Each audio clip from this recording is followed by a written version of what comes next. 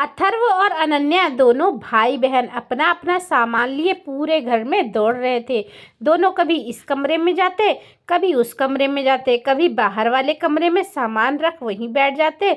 उन्हें समझ में नहीं आ रहा था वो कौन से कमरे को अपना कमरा बताएं।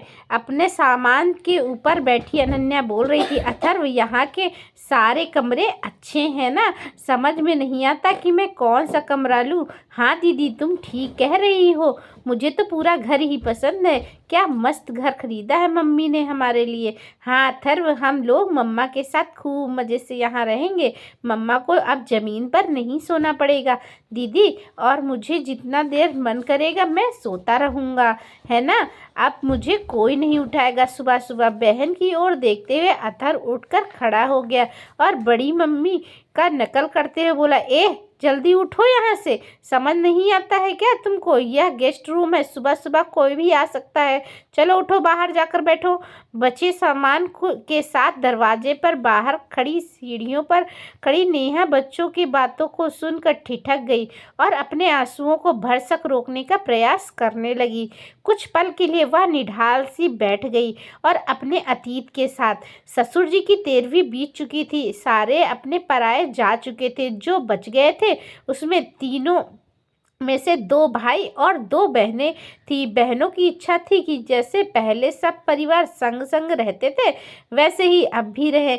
बहनें तो यही चाहती थी कि उनका मायका हमेशा आबाद रहे, लेकिन भाभियों के साथ भाइयों को यह मंजूर नहीं था।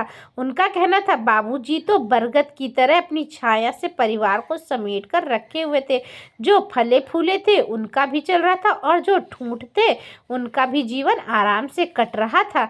यानी उसकी पूरी जिम्मेदारी बाबूजी पर थी। अपना सारा पेंशन वह परिवार पर लुटाते थे।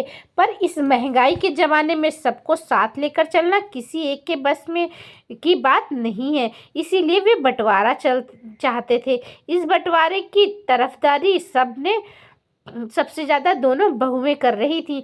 नेहा तीसरी और सबसे छोटी बहू थी। वह सब समझ रही थी कि जेठ जी के द्वारा ठूठ की संज्ञा किसके लिए है। एक आकस्मिक घटना में काल ने उसके पति को निगल लिया था। वह 2 छोटे बच्चों के साथ नेहा को जिंदगी के मरुस्थलों में अकेले तपने के लिए छोड़ गए थे। वह तो पति के वियोग में खुद ही हार गई, पर ससुर जी के वात्सल्य और बच्चों की मासूमियत ने उसे जीने का एक मौका दे दिया। ससुर जी के नेह के कारण नेहा अपने और बच्चों के लिए कभी किसी चीज़ के लिए परेशान नहीं हुई। उसके मांगने से पहले ही ज़रूरतों को पूरा करने के लिए वह तैयार रहते थे, और यही कारण था नेहा और बच्चे परिवार में बाकियों में के आंखों में कील की तरह चुभ रहे थे। जेठ जी ने शाम के समय सबको बाहर बैठक में बुलाया और फरमान जारी किया कि अब सब अपनी अपनी गृहस्थी संभाल लें, अपना अपना खाना खर्चा खुद देखें। घर के 2 कमरे सबके हिस्से में मिलेंगे, उसी में अपना अपना सामान रखवा ले। नेहा को चुपचाप खड़ी देख जेठानी ने जेठ जी को इशारा किया, उसे कोई गलत फहमी ना हो इसके लिए जेठ जी ने उसे स्पेशली पास बुलाकर कहा, नेहा देखो, तुम तो जानती हो ना कि घर में 6 कमरे हैं, उसमें से 2-2 हम दोनों भाई ले लेंगे तो कितने बचे? नेहा सिर झुकाकर कही, जी भैया 2 नहीं, 2 नहीं, 1 ही बचेगा ना। बचे 2 कमरों में से एक कमरा जो बैठक ही रहेगा, मेहमानों का आना जाना लगा रहेगा। मान लो कभी कोई बहन आएगी तो उसे हम कहाँ बैठाएंगे बताओ? इसीलिए तुम बाबूजी वाला कमरा ले लो। उसका दरवाज़ा भले ही बाहर की ओर खुलता है, पर तुम तीनों माँ बच्चों के लिए ठीक ठाक है। वैसे भी अब तुम्हें अलग से बेडरूम की ज़रूरत ही क्या है? जेठ जी के मुंह से ऐसी बात सुनकर वह एकदम से सर्द हो गई। शर्म और क्षोभ से उसकी नजरें जमीन में धंस गई। लगा जैसे तपती रेत में खड़ी वह ठिठुर रही है। आज महाभारत का वह दृश्य जीवंत दिख रहा था, जिसमें द्रौपदी शब्दों के वार से निर्वस्त्र होकर अपना ताज समेट कौरवों के बीच खड़ी थी। जेठ जी की बातों को सुन टप टप उसकी आंखों से आहत हो आंसू गिरने लगे। बड़ी ननंद को सुना नहीं गया। उसने भाई को आड़े हाथों लिया और बोली, कैसी बातें कर रहे हो तुम भैया, बड़े भाई होकर इतने निष्ठुर ना बनो। तुम्हें जरा भी इस बात का मलाल नहीं कि छोटा भाई नहीं रहा इस दुनिया में। जेठ जी ने कहा, ओ दीदी, तुम हमारे आपसी बंटवारे में दखल मत दो। सत्य कटु होता है, कुछ देर के लिए बुरा लगेगा, लेकिन मैं बात के लिए कोई पेच नहीं रखना चाहता। तो क्या इसे एक ही कमरा दोगे, वह भी बाबूजी वाला? दीदी एकदम से गुस्से में थी। अरे भाई, जरूरत होगी तो यह बैठक है ना, आप चिंता क्यों कर रही हो दीदी? बाबूजी क्या कम पक्षदार थे जो आप भी परेशान हो रही हो?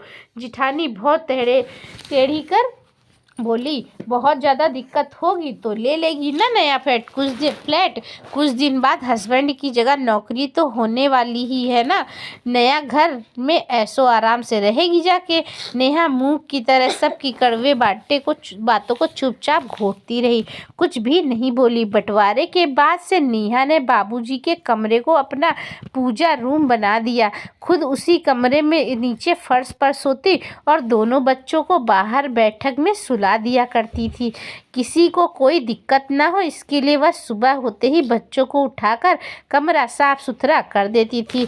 कुछ दिन तक तो सबने बर्दाश्त किया, लेकिन धीरे धीरे बच्चों को परेशान करना शुरू कर दिया।